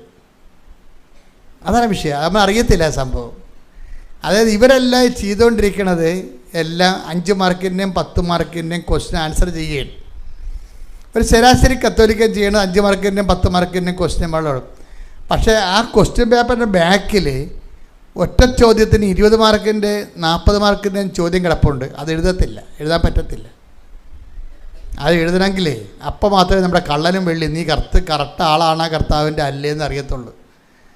ആൾക്കാർ എഴുതണതൊക്കെ ചോദ്യം 2 മാർക്കിൻ്റെയും 3 മാർക്കിൻ്റെയും ചോദ്യമൊക്കെ ചുമ്മാ കണ്ണും പൊട്ടി കറക്കി കുത്തി എഴുതിക്കും. പക്ഷേ അതിൻ്റെ അപ്പുറത്തുള്ളൊരു 40 മാർക്കിൻ്റെ ചോദ്യമുണ്ട്, അത് എഴുതാൻ പാടാണത്. അത് എഴുതുന്ന ആൾക്കാരാണ് ഈ ഉടമ്പടിയുടെ അനുഗ്രഹം ചോദിച്ചുകൊണ്ട് പോകണം. അത് ഇവിടുന്ന് ഓടിക്കളയുന്ന ആൾക്കാർ കിട്ടിയെന്ന് പറഞ്ഞ് ഉടനെ എന്താണ് അവർക്കറിയാം. അവരോട് കർത്താവ് പറഞ്ഞിട്ടുണ്ട് ഇന്ന കളത്തിലാണ് സമ്മാനം ഇരിക്കണമെന്ന്. ഇന്ന കളത്തിലാണ് സമ്മാനം ഇരിക്കണമെന്നുള്ളത് രഹസ്യമായി അത് ദൈവമായിട്ടൊരു ഇഷ്ടത്തിന് പുറത്ത് കൈമാറുന്ന രഹസ്യങ്ങളാണ്. നമുക്ക് ദൈവത്തോട് ഇഷ്ടമുണ്ടെന്ന് പറഞ്ഞ് ദൈവത്തിന് നമ്മളോട് ഇഷ്ടമുണ്ടാകണമെന്ന് ഒരു നിർബന്ധമില്ല. ഞാൻ ഇന്നുവരെ അങ്ങനെ കണ്ടിട്ടില്ല ആൾക്കാരെ. നമുക്ക് പൊരിഞ്ഞ സ്നേഹമായിരിക്കും ദൈവത്തോട്. പക്ഷേ അവിടെ കോളങ്ങൾ ഫില്ല് ചെയ്ത് നോക്കി കഴിഞ്ഞാൽ അവർക്ക് ദൈവത്തിന് അവരോട് ഇഷ്ടമാണെന്ന് ചോദിച്ചു കഴിഞ്ഞാൽ അല്ല. കാരണം ദൈവത്തിന് നമ്മളോട് ഇഷ്ടമാണെന്നുണ്ടെങ്കിൽ നമുക്കറിയാൻ പറ്റും. നമുക്ക് ദൈവത്തോട് ഇഷ്ടമാണെന്ന് പറഞ്ഞാൽ നമ്മളെല്ലാ കാര്യങ്ങളും ഭംഗിയായിട്ട് ചെയ്യണത്, ജീവിക്കണതും വിശുദ്ധിയോടെ ജീവിക്കണം എല്ലാം കറക്റ്റാണ്. പക്ഷെ അതിൻ്റെ പേരിൽ ദൈവത്തിന് നമ്മളൊരു പ്രത്യേക സ്നേഹം ഉണ്ടാവണമെന്ന് ഒരു നിർബന്ധമില്ല. അതൊക്കെ നിൻ്റെ കടമയാണെന്ന് പറയും. അതിൻ്റെ കടമയാണെന്ന് പറയും. നീ അത് മെയിൻറ്റെയിൻ ചെയ്യണമെങ്കിൽ, നീ അത് സ്റ്റാറ്റസ് മെയിൻറ്റെയിൻ ചെയ്യണമെങ്കിൽ ഇത്രയും കാര്യങ്ങൾ നീ ചെയ്യണം. അത് നിൻ്റെ കടമയാണ്. അതുകൊണ്ട് ദൈവത്തിനൊരു പ്രത്യേക സ്നേഹം നമ്മോട് തോന്നണമെന്നില്ല. അതാണ് അതിൻ്റെ കടമയാണെന്ന് പറയുന്ന ഭാഗമില്ല. Take the bed of God 17:10 എടുത്ത് ശ്രുതിക്കട്ടെ. ഹല്ലേലൂയ ഹല്ലേലൂയ ഹല്ലേലൂയ ഹല്ലേലൂയ. 17:10. ഇതുപോലെ തന്നെ നിങ്ങളും കൽപ്പിക്കപ്പെട്ടവയെല്ലാം ചെയ്തതിനു ശേഷം ഞങ്ങൾ പ്രയോജനമില്ലാത്ത ദാസന്മാരാണ് കടമ നിർവഹിച്ചതേയുള്ളൂ എന്ന് പറയുവിൻ. നിത്യത എന്ന് പറയുന്ന ഈ സമ്മാനം കൈപ്പറ്റുന്നതിന് വേണ്ടി നമ്മൾ കുറച്ച് കടമകൾ നിർവഹിക്കാനുണ്ട്. അത് നിത്യതയ്ക്ക് വേണ്ടിയുള്ള നമ്മളുടെ അഡ്വാൻസ് ഗിവിങ് ആണ്. അതിൻ്റെ വില കൊടുക്കുന്നതാണ്. അതെന്താ? കർത്താവിൻ്റെ ദിവസം പരിശുദ്ധമായി ആചരിക്കണം, വിശുദ്ധിയോടെയും സ്നേഹത്തോട് ജീവിക്കണം. അതൊക്കെ നിങ്ങൾ ചെയ്താലും ഉടമ്പടി വരുന്ന അത്രയും പ്രയോജനം അതുകൊണ്ടുണ്ടാകത്തില്ല. അത് കാര്യം അതൊക്കെ മേലാണ്. അതൊക്കെ നിർവഹിക്കുന്നത് അടിത്തറ വേണം. അത് ഉപേക്ഷിക്കാതെ തന്നെ നീ മറ്റവ ചെയ്യേണ്ടതായിരുന്നു എന്ന് ഈശോ പറയണില്ലേ? അത് ഈശോയുടെ നിലപാട്. പാരമ്പര്യമായിട്ടുള്ള ശുശ്രൂഷയെക്കുറിച്ച് പറയുന്നത് എന്താണ്? അത് ഉപേക്ഷിക്കാമെന്നല്ല ഈശോ പറയണത്. അത് ഉപേക്ഷിക്കാതെ തന്നെ നീ മറ്റത്. അപ്പോൾ മറ്റൊരു സംഭവം, അതായത് ചെയ്തുകൊണ്ടിരിക്കുന്ന കാര്യങ്ങൾ ഉപേക്ഷിക്കാതെ. Take the word of God. ലൂക്ക 11:42. ലൂക്ക 11:42. ഫരീസേരെ നിങ്ങൾക്ക് ദുരിതം എന്തെന്നാൽ നിങ്ങൾ അരൂതയുടെയും തുളസിയുടെയും മറ്റെല്ലാ ചെടികളുടെയും ദശാംശം കൊടുക്കുന്നു. എന്നാൽ ദൈവത്തിന്റെ നീതിയും സ്നേഹവും നിങ്ങൾ അവഗണിച്ചു കളയുന്നു. ഇവയാണ് നിങ്ങൾ ചെയ്യേണ്ടിയിരുന്നത്, മറ്റുള്ളവ അവഗണിക്കാതെ തന്നെ. അപ്പം നമ്മൾ ചെയ്തുകൊണ്ടിരിക്കുന്ന കാര്യങ്ങൾ, ട്രഡീഷണലായിട്ട് ചെയ്തുകൊണ്ടിരിക്കുന്ന കാര്യങ്ങൾ ഒരിക്കലും അവഗണിക്കരുത്. പക്ഷെ അതുമാത്രം ചെയ്തുകൊണ്ട് ഒരു സ്പെഷ്യൽ പാക്കേജിനെ അഭിമുഖീകരിക്കാൻ പാടായിരിക്കും. അതാണ് എബിന് പറ്റുന്ന അബദ്ധം. എബിൻ പറയണത് ഞാനിതെല്ലാം ഓക്കെ ആയിട്ട് ചെയ്യുന്നുണ്ടല്ലോ, അപ്പോൾ സ്വാഭാവികമായിട്ട് ദൈവം എന്നെ സഹായിക്കുമല്ലോ എന്ന് വിചാരിച്ചതിൽ. പക്ഷേ ദൈവത്തിനൊരു പ്രശ്നമുള്ളത്, അതായത് നമ്മൾ വളരണമെന്നുള്ള ഒരു വലിയ ചാലഞ്ച് ദൈവ മനസ്സിലുണ്ട്. നമ്മൾ വളരണം. അതിന് ഈശോ വളരണമെന്നല്ല പറയണത്. ഈശോ പറയണത് 5:48 വായിച്ച്, മത്തായിയുടെ സുവിശേഷം 5:48 വായിച്ച്, 48, 49. ശ്രുതികട്ടെ. ഹല്ലേലൂയ. മത്തായി 5:48. അതുകൊണ്ട് നിങ്ങളുടെ സ്വർഗസ്ഥനായ പിതാവ് പരിപൂർണനായിരിക്കുന്നത് പോലെ നിങ്ങളും പരിപൂർണരായിരിക്കുവിൻ. പരിപൂർണതയിലേക്കുള്ള വളർച്ചയുണ്ട്. ശരിക്കും ആ പരിപൂർണതയ്ക്ക് വളർച്ച ഉണ്ടെങ്കിൽ സ്പെഷ്യൽ അസൈൻമെൻറ്റ് ചെയ്യേണ്ടി വരും. ദൈവത്തിലേക്കുള്ള വളർച്ച ഉള്ളത്, അതാണ് ബൈബിൾ ഉയർത്തുന്ന ഒരു ചാലഞ്ച്. അതാണ്. അപ്പം ട്രഡീഷണലായിട്ട് നമ്മളോട് ചെയ്യാൻ പറഞ്ഞ കാര്യങ്ങൾ ചെയ്താൽ സ്റ്റാറ്റസ് കോ മെയിൻറ്റെയിൻ ചെയ്തിട്ട് നമ്മൾ മരിക്കത്തില്ല. ഇപ്പോൾ ഒരു ചെടി വളരുന്നില്ല എന്ന് വെച്ചാൽ അതിൻ്റെ അർത്ഥം എന്താണ്? തളരുന്നു എന്നാണ്. വളരാതെ നിൽക്കുന്ന ഒരു, ഇപ്പോൾ ഇതില്ലേ ഈ മഴക്കാലത്തൊക്കെ മുരടിച്ച് നിൽക്കണമെന്ന് പറയും.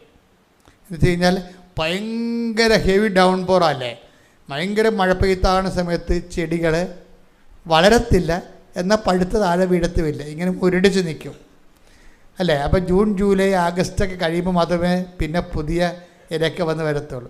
അപ്പോൾ വളർച്ചയുമില്ല, തളർച്ചയുമില്ലാത്ത രീതിയിൽ നിൽക്കും. പക്ഷെ ദൈവം ഉദ്ദേശിക്കുന്നത് അങ്ങനെയല്ല. വളർച്ച ഉണ്ടാകണം. B perfect as your heavenly father is perfect. അതാണ് 5:19 പറയണത്, 5:49 പറയണത്. എൻ്റെ സ്വർഗ്ഗസ്ഥനും പിതാവ് പരിപൂർണനായിരിക്കുന്ന പോലെ നിങ്ങളും ഡേ ബൈ ഡേ പരിപൂർണതയിലേക്ക് വളരണം. അപ്പോൾ പരിപൂർണതയ്ക്ക് വളരുന്നതിൻ്റെ ഭാഗമായിട്ടാണ് എക്സ്ട്രാ ട്രഡീഷണൽ ആക്ടിവിറ്റീസ് വരുന്നത്. എക്സ്ട്രാ ട്രഡീഷണൽ ആക്ടിവിറ്റീസ് ഇപ്പോൾ ഉടമ്പടി അതാണ്, അവിടെയാണ് പ്ലേസ്മെൻറ്റ്. ഉടമ്പടിയിൽ എക്സ്ട്രാ ട്രഡീഷണൽ ആക്ടിവിറ്റീസ് ഉണ്ട്, പാരമ്പര്യത്തേക്കാൾ വ്യത്യസ്തമായിട്ടുള്ള ആക്ടിവിറ്റി. അതെന്താണെന്ന് പറഞ്ഞാൽ എന്താണ് അത്, എന്താണെന്ന് അത് ചെയ്യാൻ 40 മാർക്കിൻ്റെ ചോദ്യമാണത്. അത് എബിനെ സംബന്ധിച്ചുള്ള അത് ചെയ്യണില്ല.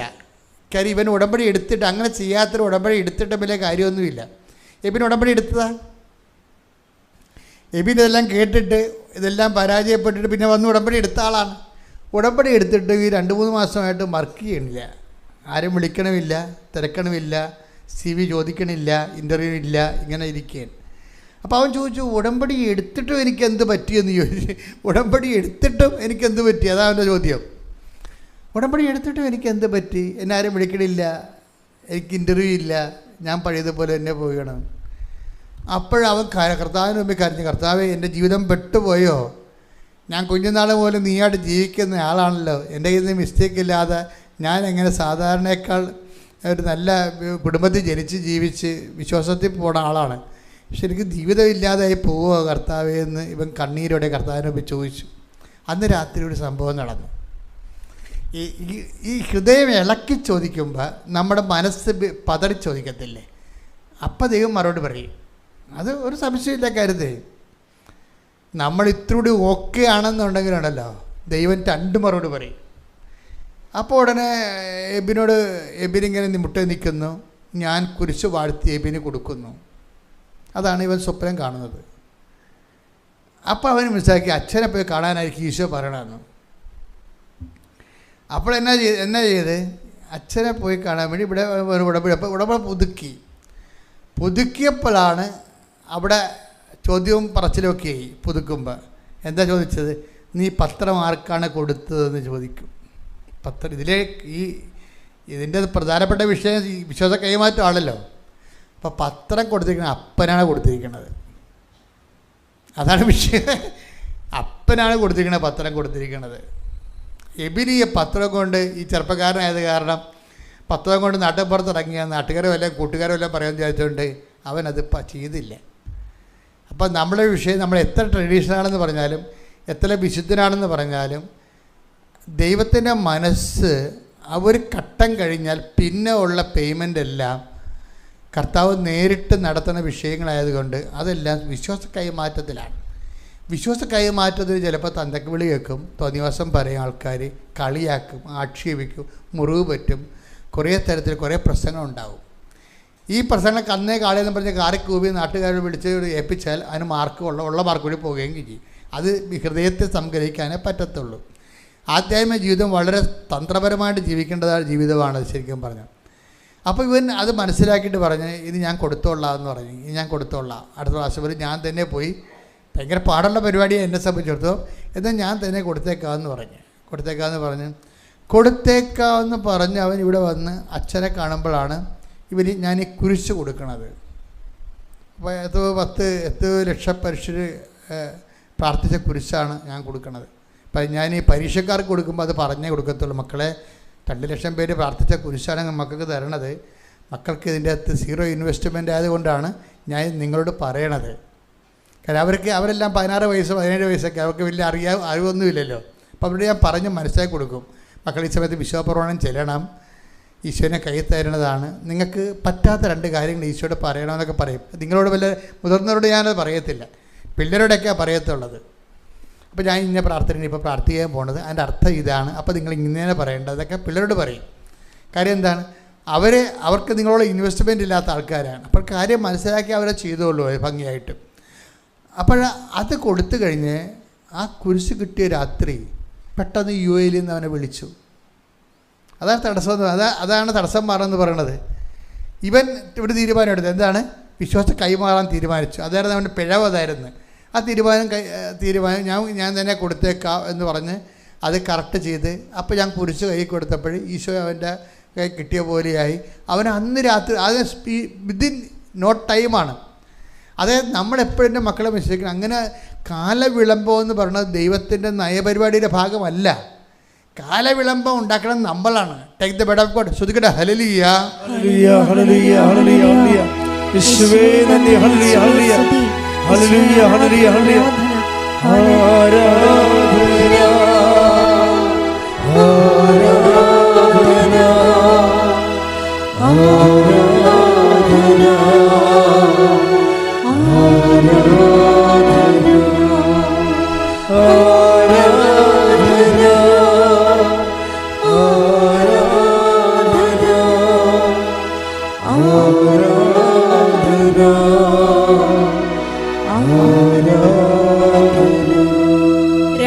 പത്രോസ് 3:9. 2 പത്രോസ് 3:9. കാലവിളംബത്തെക്കുറിച്ച്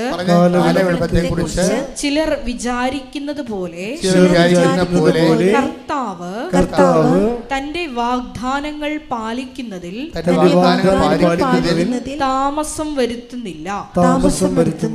ആരും നശിച്ചു പോകാതെ എല്ലാവരും അനുതപിക്കണമെന്ന്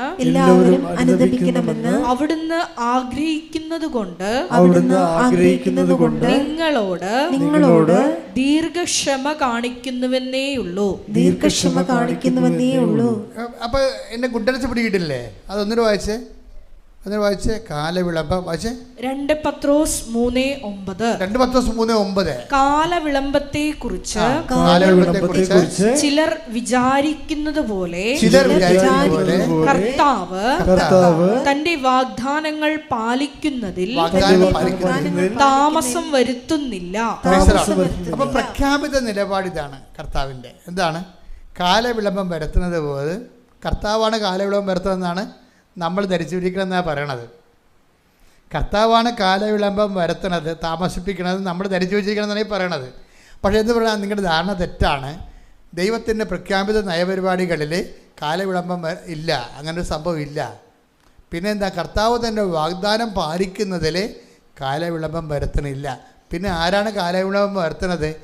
നമ്മൾ ആ വാഗ്ദാനം പ്രാപിക്കാൻ വേണ്ടിയുള്ള പ്രീറെക്വിസിറ്റ് ഉണ്ട്. കർത്താവ് വാഗ്ദാനം പാലിക്കണമെങ്കിൽ നമ്മളോട് പറഞ്ഞിട്ടുള്ള പ്രീറെക്വിസിറ്റ് ഉണ്ട്. എന്താണ്? മുൻ ആവശ്യം.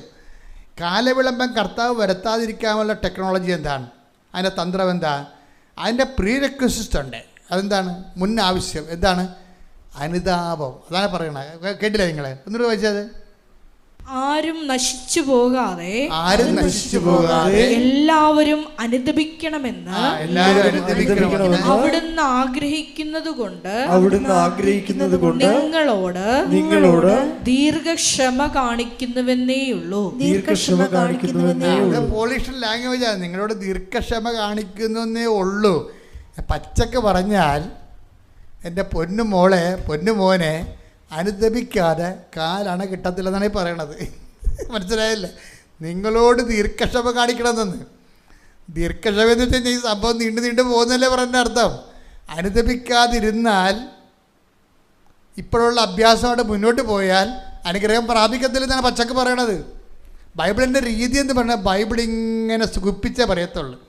പക്ഷേ വെടിമരുന്നായിരിക്കും പറയണത്. നിങ്ങൾ കാലവിളംബം കാണിക്കുന്ന ദൈവത്തിൻ്റെ പ്രഖ്യാപിത നടപടിക്രമമല്ല. എത്രയും വേഗം നിങ്ങളെ രക്ഷിക്കുക എന്നുള്ളതാണ് ദൈവത്തിൻ്റെ നിലപാട്. അപ്പോൾ ആ ദൈവത്തിൻ്റെ നിലപാട് രക്ഷിക്കുക എന്നുള്ളതാണെങ്കിൽ പിന്നെ എന്തുകൊണ്ട് അനുഗ്രഹം താമസിക്കണത്? അത് നിങ്ങളുടെ കയ്യിരിപ്പ് കൊണ്ടാണെന്നാണ് ഈ പറയണത്. അനുതാപം നിങ്ങളുടെ വിഷയമാണ്. ദൈവമല്ല അനുദപിക്കേണ്ടത്, നമ്മളല്ലേ അനുദപിക്കേണ്ടത്. അപ്പം നിങ്ങൾ ചിന്തിക്കണം, കർത്താവ് നമ്മുടെ വിഷയത്തിൻ്റെ കാലവിളംബം വീട് കിട്ടണില്ലല്ലോ. ഇപ്പം കഴിഞ്ഞ ദിവസങ്ങളിലൊരു സാക്ഷ്യം ഉണ്ടായി. നന്ദനയുടെ സാക്ഷിയാണ്. നന്ദനയുടെ സാക്ഷ്യം എന്ന് പറഞ്ഞത്, നന്ദന ഒരു പാലായിൽ നിന്ന് നന്ദനയും നന്ദയുടെ അമ്മയും അപ്പനും ആങ്ങളെയും കൂടിയാണ് ഈ സ്റ്റേജിൽ കയറിയിരിക്കുന്നത്. കുടുംബത്തോടെ കയറിയിരിക്കുകയാണ്. അതിനകത്തൊരു വിഷയം എന്ന് പറഞ്ഞാൽ അങ്ങനെ കയറാൻ കാരണം നന്ദനയുടെ കുറേ വിഷയങ്ങളുണ്ട്. അത് നമ്മൾ സാക്ഷ്യം നല്ല പൊട്ടിപ്പൂരൻ സാക്ഷ്യമാണ്.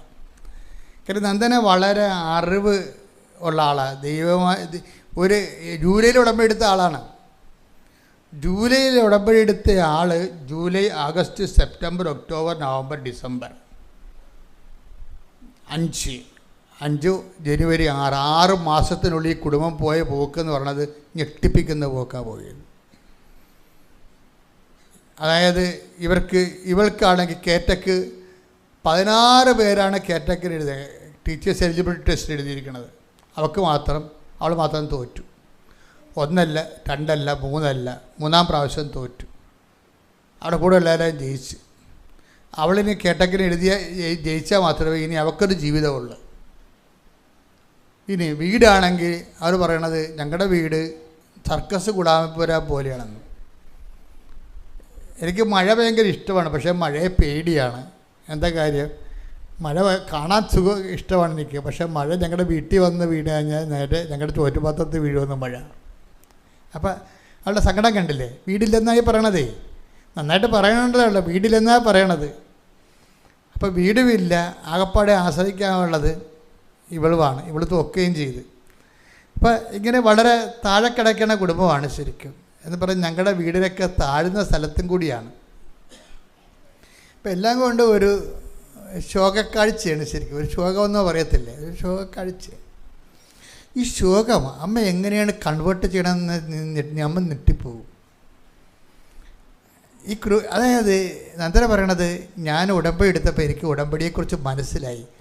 ആദ്യമായിട്ടാണ് ഞാനിങ്ങനെയൊക്കെ വന്ന് പ്രാർത്ഥിക്കുന്നത്. എനിക്കൊരു കാര്യം മനസ്സിലായി. എന്താണ് ഉടമ്പടി?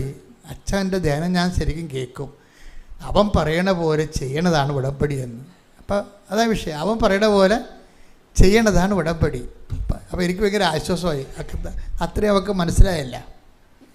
പക്ഷെ ആ അറിവല്ല വിഷയം, അറിവിൻ്റെ എക്സിക്യൂഷൻ വിഷയമാണ്.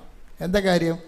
അത് കഴിയുമ്പോൾ അവൻ പറയുന്നൊരു കാര്യമാണ്, കർത്താവിൻ്റെ ദിവസം പരിശുദ്ധമായി ആചരിക്കണം. അതുകൊണ്ട് ഞാനെന്ത് ചെയ്ത്, ഞാൻ കുർബാന സ്വീകരിക്കാൻ പറ്റില്ലെങ്കിലും ഞങ്ങൾ അമ്മയും മക്കളും എല്ലാം കൂടി ഒരുങ്ങി പള്ളിയിൽ പോകും ഞായറാഴ്ച.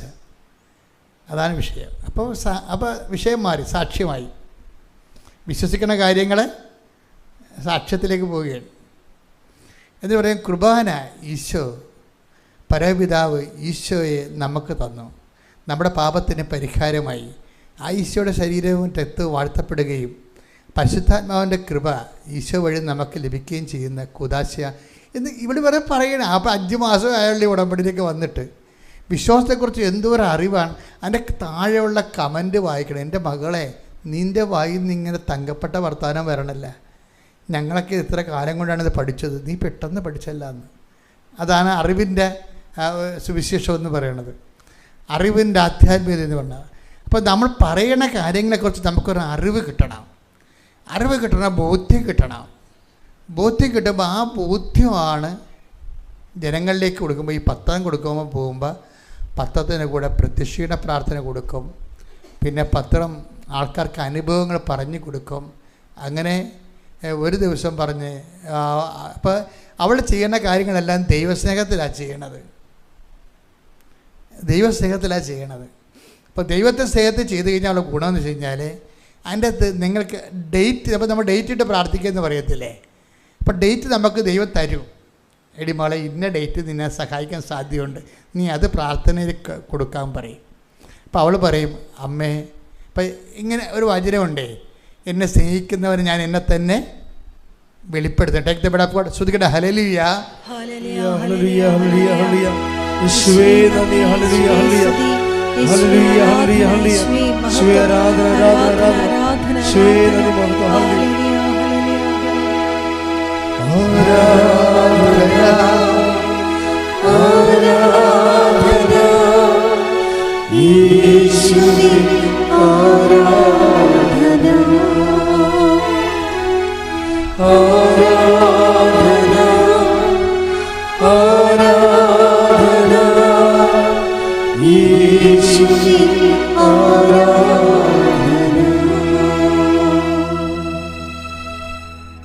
യോഹന്നാൻ 14:21. എൻ്റെ കൽപ്പനകൾ സ്വീകരിക്കുകയും പറഞ്ഞേ, ഏറ്റു പറഞ്ഞേ, എൻ്റെ കൽപ്പന സ്വീകരിക്കുകയും പാലിക്കുകയും ചെയ്യുന്നവനാണ് എന്നെ സ്നേഹിക്കുന്നത്. എന്നെ സ്നേഹിക്കുന്നവനെ എൻ്റെ പിതാവും സ്നേഹിക്കും. ഞാനും അവനെ സ്നേഹിക്കുകയും എന്നെ അവന് വെളിപ്പെടുത്തുകയും ചെയ്യും. അതാണ് വിഷയം. ദൈവത്തിന്, നമ്മൾ ദൈവത്തെ സ്നേഹിക്കണമെന്ന് ദൈവത്തിന് തോന്നണം. ഈ നന്ദനയുടെ കാര്യത്തിൽ 2 പ്രാവശ്യം തോന്നിയത് തോന്നും. അതാണ് വിഷയം. 2 പ്രാവശ്യം തോന്നും ദൈവത്തിന്. അവരുടെ കയ്യാങ്കളി ആ ടൈപ്പാണ്. കർത്താവിന് തോന്നിയത് ആത്മാർത്ഥമായിട്ട് അവരെന്നെ സ്നേഹിക്കുന്നുണ്ടെന്ന് തോന്നിയാൽ എന്താ പറയണത്? എന്നെ സ്നേഹിക്കുന്നവന് ഞാൻ എന്നെ തന്നെ, അതാണ് ഡേറ്റ് വരണത്. അപ്പം എന്നതിനോട് പറഞ്ഞ് നീ അമ്മയുടെ ബർത്ത്ഡേക്ക് അനുഗ്രഹം ചോദിക്കൂ, നിനക്ക് ഞാൻ അനുഗ്രഹം ബർത്ത്ഡേക്ക് വെച്ചിട്ടുണ്ടെന്ന് പറയും. അപ്പോൾ ഉടനെ അതുപോലെ ഇവിടെ ദൈവം ചോദിക്കണ അമ്മയുടെ ബർത്ത്ഡേ ആണല്ലോ December 8. അപ്പോൾ എനിക്ക് സന്തോഷത്തോടെ അമ്മയുടെ ബർത്ത്ഡേക്ക് പങ്കെടുക്കാൻ വേണ്ടി എൻ്റെ ലൈഫിന് എന്നെ സഹായിക്കണമെന്ന് പറയും. അതുപോലെ തന്നെ December 8 മുമ്പ് തന്നെ 6-ാം തീയതി ആകുമ്പോൾ തന്നെ ഇവർക്ക് റിസൾട്ട് വരും, അവൾ പാസ്സാകും. അപ്പം എന്താ പ്രശ്നം? അതായത് എൻ്റെ മക്കളെ ഒരു സാധനത്തിനും പഞ്ഞമില്ല. ഫേസ് ചെയ്യുന്ന ഒരു വിഷയത്തിലാണ് നമ്മുടെ വിഷയം. നമ്മൾ കറക്റ്റായിരിക്കണം. ദൈവത്തിന് തോന്നണം നമ്മൾ ദൈവത്തിൻ്റെ ആളാണെന്ന് തോന്നണം. അല്ല സായിപ്പിനെ കാണുമ്പോൾ കവാത്ത് മറന്നാൽ ദൈവം കൈയും കാലും തല്ലി പിടിക്കും, ഒരു സംശയമില്ല. എന്തിനാണ് ഈ പേപ്പട്ടി ഈ വിഷം കെട്ടാൻ വേണ്ടി എൻ്റെ മുമ്പിൽ വന്ന് അഭ്യാസം കാണിക്കുന്നത്? വയറ്റിപ്പഴപ്പിനല്ലേ, ഇറങ്ങിപ്പൊടിയെന്ന് പറയും. അങ്ങനെ അഭ്യാസം കാണിക്കരുത്. നിങ്ങൾ കസിൻ്റെ കയ്യിലുണ്ടെന്ന് പറഞ്ഞുകൊണ്ട് പത്രം കൊടുക്കത്തില്ല. എന്താ കസിൻ എൻ്റെ കൂടെ പള്ളി വരുന്നുണ്ട്, അവളെന്നെ തോന്നി പറയും, അതൊരു പത്രം പിന്നെ കൊടുക്കാതെ. അപ്പോൾ കസിനെ കണ്ടപ്പോൾ സായപ്പിനെ കണ്ടപ്പോൾ കവാത്ത് മറന്നില്ലേ?